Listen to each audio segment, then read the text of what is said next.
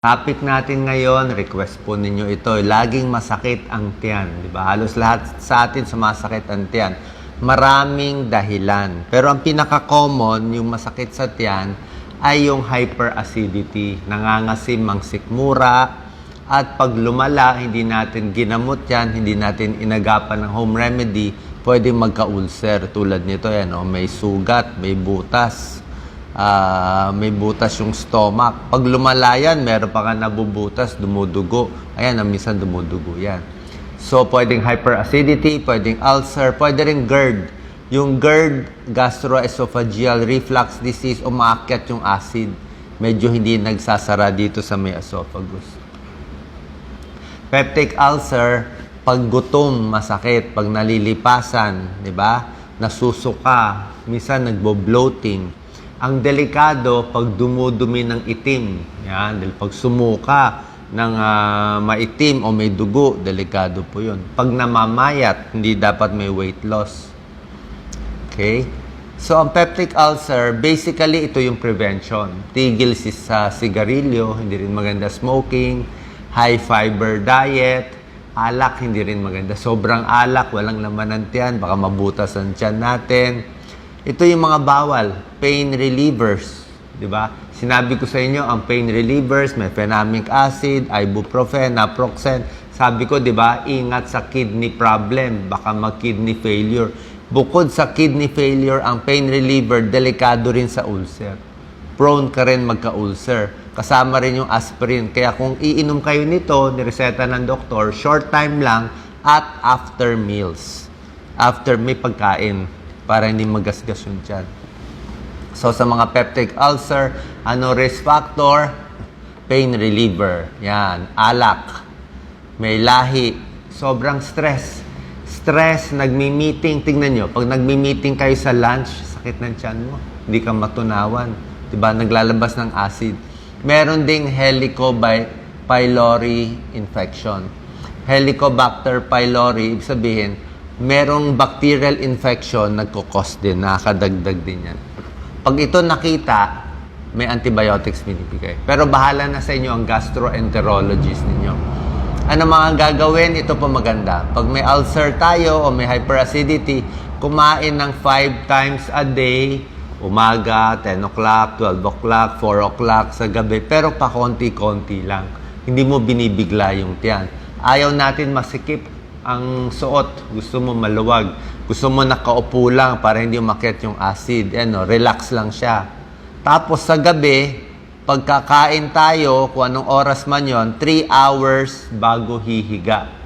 Hindi pwede bagong kain hihiga, lalong akyat yung acid natin. Ano yung mga bawal? Okay, depende naman sa tao kung kaya mo kainin ng sili, baliwala sa'yo, pero sa taong maselan ang stomach, katulad ko, may mga pagkain, kailangan may food diary tayo. Masakit sa tiyan. Sobrang spicy foods, sakit. Sobrang anghang, sobrang mamantika.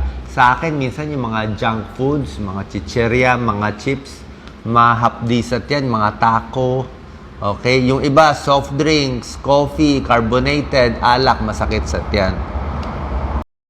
Ito yung mga pagkain good for the stomach. Yan, mga gulay, spinach, celery, avocado, honey. Ano yung medyo iwasan? Yung mga oily tulad na sinasabi ko.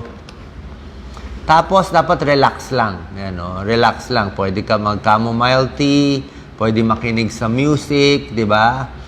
Iwas sa mga yan. Pizza, masarap. Kaya lang, ang dami ring mantika, di ba?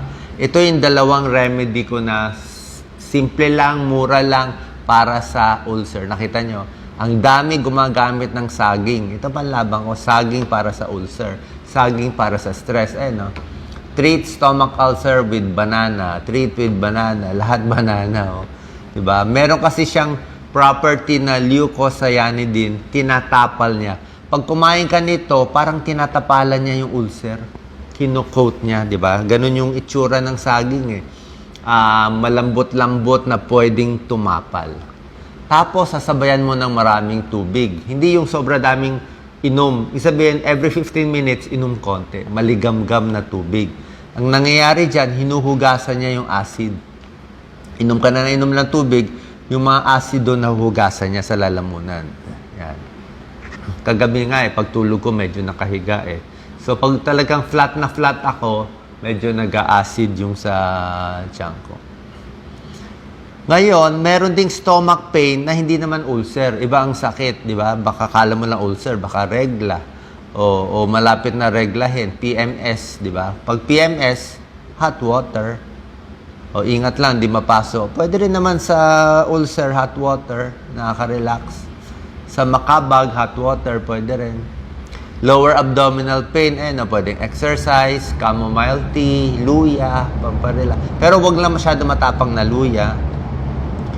Yung iba naman, ang problema, kabag. Diba? Kabag. Pwedeng masakit yan, nakakabag. Ang kabag, ito mga tip, dapat iutot ang kabag. Tama ba yun? Iutot mo yung kabag. Minsan ginagawa ko, hihiga ako. Higa, minsan iniipit mo yung paa mo, kakaliwa, kakanan. So, ginagalaw. Pag makakadumi, mas maganda. Hot tea, lakad-lakad para gumanda yung bowel movement. Ayan. Deep breath, heating pad, kumakabag. Okay? Sana nakatulong tong video ko para sa may ulcer at masasakitan tiyan, saging, hot water, at ito yung mga tips na gagawin natin. Pero syempre, kung laging masakit or sobrang sakit, walang masama, mag-consult tayo sa isang gastroenterologist. Baka bibigyan kayo ng gamot. Pero kahit bigyan kayo ng gamot, para sa akin, maganda pa rin itong mga home remedies. Dagdag ko lang po, may tao katulad ko ang problema, irritable bowel syndrome. Kala mo ulcer, kala mo GERD, pero IBS. Itong IBS kasi pang matagalan, nakakainis to habang buhay. Mga taong may anxiety, may depression, baka IBS. Yung akin IBS IBS, minsan nagtatai ka, minsan matigas ang dumi, ang gulo. Laging makulo ang tiyan. Minsan may parang sipon-sipon ang dumi. Tapos parang hindi kompleto. Laging may kabag ang dumi. May abdominal pain and bloating. Nakakainis. Pag stress, mas masakit. Pag hindi stress, mas relax. Laging makulo.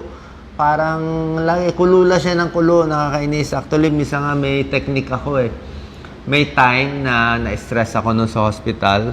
Mahirap yung mga pasyente. Talagang hindi ako makatulog sa kulo ng kulo ang tiyan. Wala ka naman, kumain ka naman. Alam mo ginawa ko? Dinapa ko. Dumapa ako, inipit ko yung tiyan ko yung bigat ko, nakaipit yung tiyan. Medyo na-control yung galaw niya. Alam ko lang sa akin, pag dinadapa, iniipit, nakaka-relax kahit papano. So, nag-flat ako. IBS, Bakit nagkakaroon? Intolerance sa food, mental. Taong may depression, marami nagkaka-IBS. Emotional stress, motor problem, pati diet. Kita mo, 40% ng may IBS ayaw ng gamot. May ininom akong gamot dati sa IBS, wag na lang po, may mga side effect. Okay na to home remedy natin. Hot water, exercise, diet, tulog, chamomile tea, relaxation, pwede na po yan. Apply heat, IBS-friendly foods, tapos magre-relax lang. Yan po, kausapin yung doktor. So, sana po, kung IBS man yan, pag-aralan nyo. Pero sa akin, nakaka-manage naman ako Kasi yung sakit ng tiyan, pag in-stress mo sarili mo, lalong sasakit. So, pilit lang, tiis lang. May araw naman, mawawala rin to. God bless po.